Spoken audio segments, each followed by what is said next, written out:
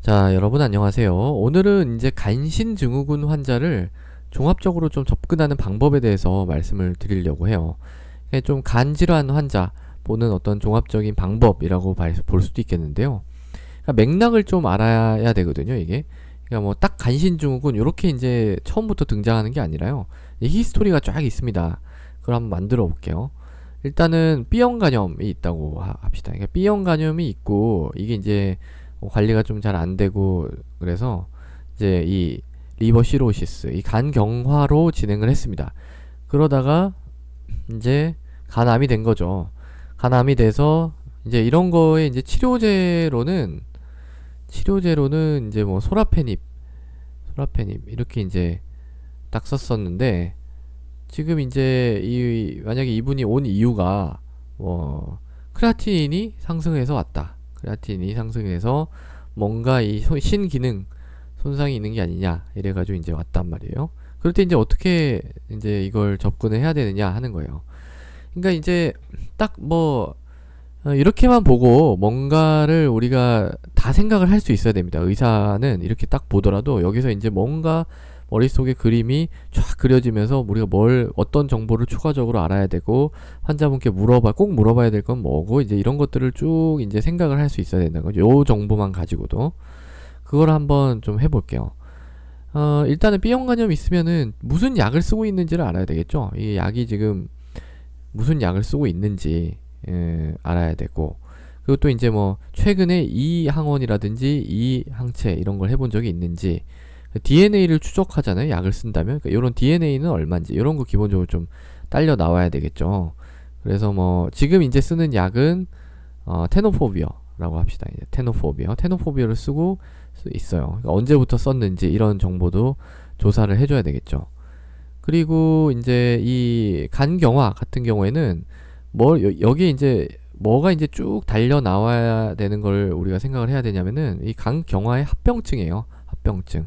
예를 들어서 복수가 있느냐, 이 사람이 복수가 있느냐, 아니면은 뭐 위 식도 정맥류가 있느냐, 또는 뭐 간성 혼수에 온 적이 있는가, 이분이 자발성 세균성 복막염에 빠진 적이 있느냐, 뭐 이런 등등등등 해가지고 쭉 조사를 해봐야 됩니다.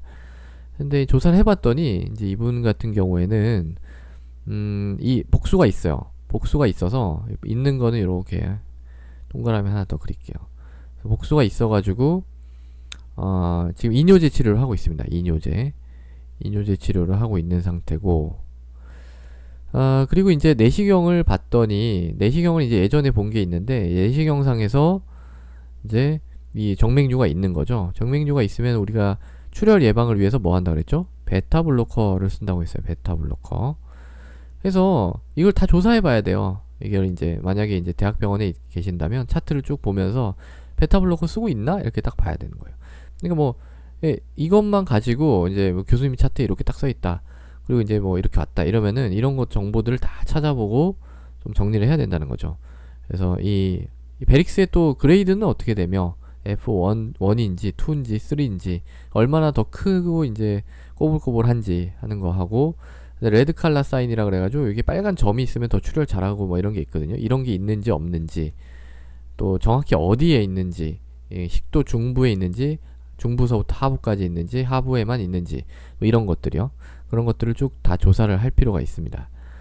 그래서 일단 그렇고 이제 뭐 이런 간성 혼수 온 적은 없고 이 자발성 복막염은 뭐 예전 1년 전에 뭐 한번 이것 때문에 입원해가지고 항생제 치료를 한 적이 있다.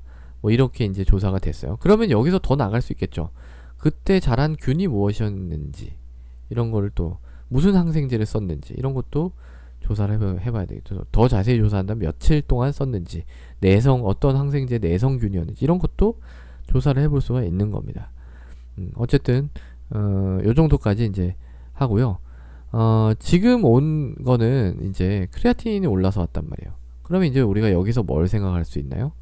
여기서 급성 신손상이겠구나 이렇게 이제 생각을 할 수가 있는 겁니다. 이 기준을 그리고 알아야 되겠죠. 기준은 48시간 이내에 0.3 일주일 이내에 얼마라 그랬죠?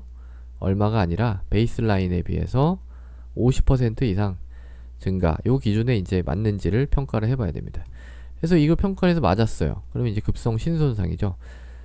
그러면 이제 여기서부터는 어떻게 해줘야 되냐라는 거죠. 여기서부터. 그러니까 이게 지금 간신증후군이 이제 이거에서 이제 조금 더 진행한 거잖아요.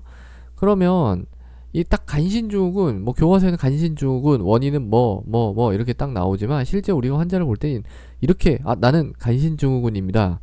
치료해 주십시오. 이렇게 오는 게 아니란 말이에요. 우리가 다 평가를 하고 조사를 하고 모르면 물어봐야 되고 뭐 필요한 검사는 해야 되고 이걸 이제 잘 치료하기 위해서 무슨 검사가 필요하고 그 검사를 보고 어떻게 적절하게 치료할 것인가를 판단하는 게 의사의 역할입니다. 지금 이제 여기서 쭉 한번 생각을 해볼게요. 어디서부터 요런 맥락을 이제 알아야 된다는 거죠. 요런 맥락. 이런 맥락 알고 있는 상태에서 이제 이게 진행이 되는 거지 떡하니 나타나는 게 아니다. 이런 얘기를 저는 좀 드리고 싶었어요. 일단 이거의 원인, 그러니까 이 크레아틴 상승에서 이 급성 신손상이 온 원인에 대해서 한번 생각을 해봐야 돼요. 그러면은 이런 맥락에서 이렇게 오는 원인이 뭐냐면 이 위장관 출혈이에요. 위장관 출혈이 있거나 아니면은 세균에 감염이 되거나 흔한 게 이제 이거죠. 자발성 복막염, 세균성 복막염이 있고 또 이뇨제 같은 것 때문에 올 수도 있고 그 다음에 또 복수천자를 너무 많이 해가지고 다량의 복수천자를 했기 때문에 왔을 수도 있고 그 다음에 또 뭐 설사 해서 왔을 수도 있고 또 저혈압 때문에도 올 수 있습니다. 저혈압 때문에도 요걸 좀 하나하나 살펴볼게요. 여기 이제 여기에 좀 색깔이 지금 제가 너무 중구난방으로 많이 써서 지금 쓸 색깔이 없는데 요걸로 쓸게요. 연두색으로요. 자, 이 위장관 출혈 이거 알아봐야 되겠죠. 이게 요런 게 있는지 크레아틴이 상승했다면 원인을 이제 파악을 해야 될 거 아니에요. 그리고 이분 같은 경우에는 베릭스도 있기 때문에 정맥류도 있기 때문에 출혈할 위험이 있죠. 그러면은 여기서 뭐 토혈이라든지 흡변을 본 그런 병력이 있는지를 먼저 확인을 해봐야 되겠고 또 변 색깔도 환자분이 잘 모르는 경우가 있기 때문에 변을 보면 이제 색깔을 한번 확인해 달라 이렇게 얘기를 할 수도 있고요. 그리고 피나면 뭐가 떨어지죠? 헤모글로빈 떨어지죠. 그러니까 헤모글로빈 봐야 되고 그리고 이제 이 내시경으로 평가한 게 오래됐다면 내시경 한번 봐야 됩니다. 내시경 금식하고 내시경 봐서 이런 어떤 정맥류가 있는지 아니면은 궤양 같은 게 있어서 거기서 이제 피가 난 건지 이런 걸 좀 살펴볼 필요가 있죠. 이런 걸 이제 생각을 해야 될 필요가 있고요. 그 다음에 이제 세균 감염 요게 이제 됐다면 이건 이제 복수가 있는 사람한테서 근데 이제 이분 같은 경우 복수가 또 있죠. 그러니까 이 복수가 있으니까 뭘 해봐야 되나요? 요거를 판단하기 위해서 복수천자를 해봐야 됩니다. 복수천자를 해서 이게 이제 이 자발성 세균성 복막염이 있는지 이걸 평가를 해봐야 되겠죠.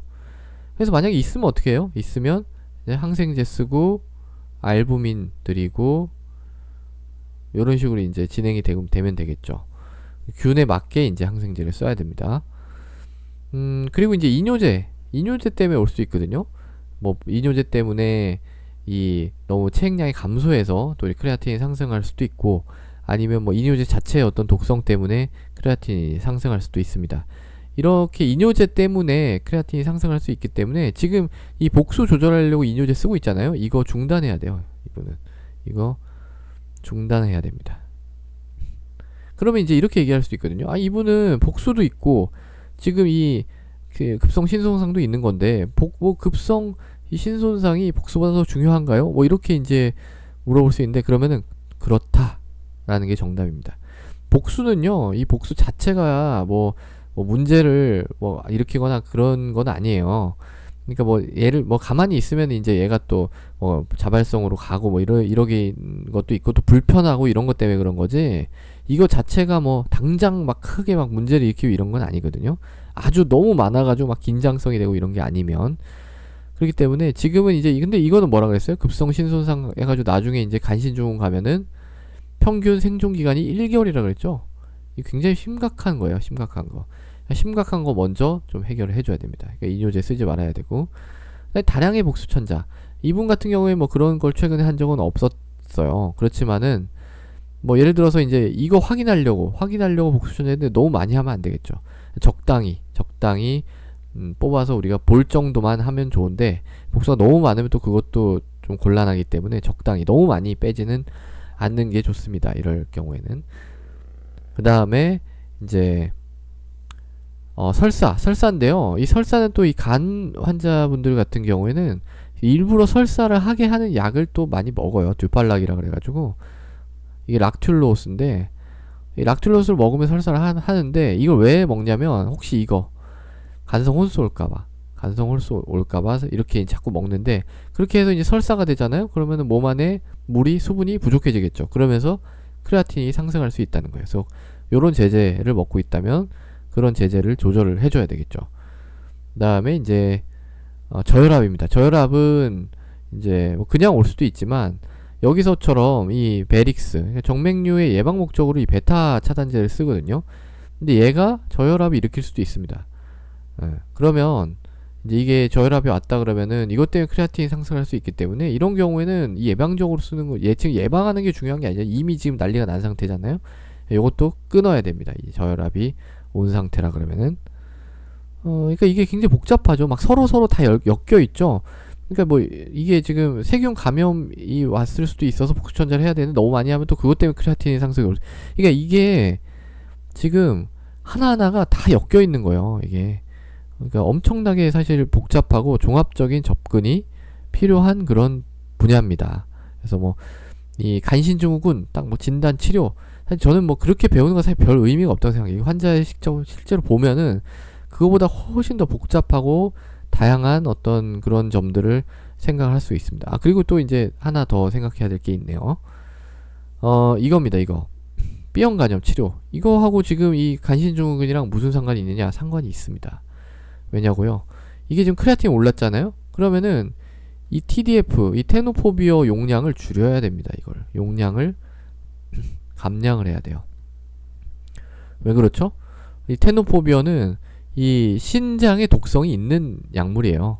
특히 이제 이 판코니 신드롬이라 그래가지고, 이 신세뇨관 중에서 이제 좀 근위세뇨관이라고 하는 부분이 있는데, 거기에 뭔가 좀 독성이 있기 때문에, 그러니까 신장에 독성이 있다는 것만으로도 이 신손상이 이미 온 상태에서는 이런 거를 더 막 제 용량을 계속 쓰다 보면 더 악화될 수가 있거든요. 그러니까 이런 용량을 감량해서 쓰는 거. 근데 지금은 이렇게 맥락이 이렇게만 돼 있는데, 이제 다른 경우도 많죠. 뭐 다른 병도 있을 수가 있잖아요. 그런 경우에 그 어떤 약이 이제 신장 기능에 장애를 일으킨다면 그것도 다 같이 용량을 감량을 해야 됩니다. 여기서는 지금 쓰는 약이 제가 요거밖에는 지금 얘기를 안 했기 때문에 그렇게 되는 거예요. 또 하나 더 할 게 있네요. 자, 만약에 이분이 세균 감염이 있어서 복수천자를 해서 이 자발성 세균성 복막염이 나왔어요. 그럼 항생제 써야 되죠. 이 항생제를 제 용량을 쓰면 될까요?